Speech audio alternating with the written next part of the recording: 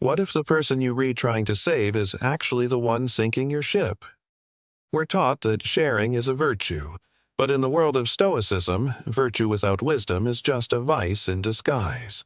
Today, we're exploring why sharing your resources with those who refuse to share back is not an act of kindness. It is an act of self-destruction. In the hills of Attica, there were two farmers, Eris and Dion.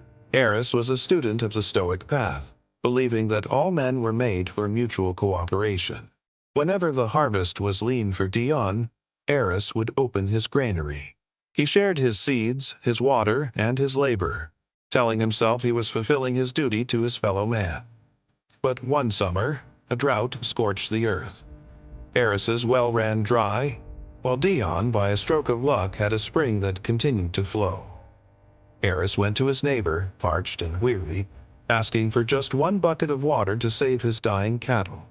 Dion looked at his overflowing jars and said, "If I give to you, I might have less for my own fields tomorrow. Every man must carry his own burden." Eris stood in the dust, realizing he had spent years sustaining a man who would watch him perish without a second thought.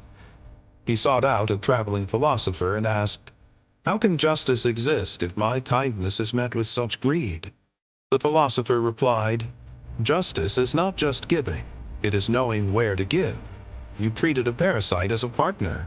Stoicism calls us to be social, but it also calls us to be disciplined. By feeding Dion's selfishness, you didn't help him become a better man. You only helped him become a more comfortable egoist. The lesson is clear.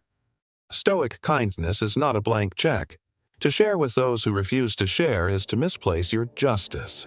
You are taking your limited time and energy away from the virtuous and giving it to the ungrateful. In the Stoic view, your primary duty is to protect your own character and your ability to do good.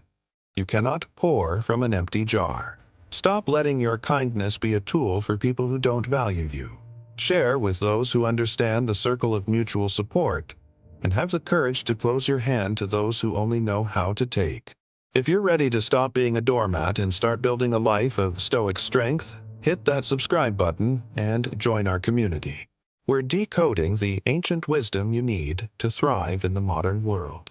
Until next time, keep your mind sharp and your circle tighter. Love and respect.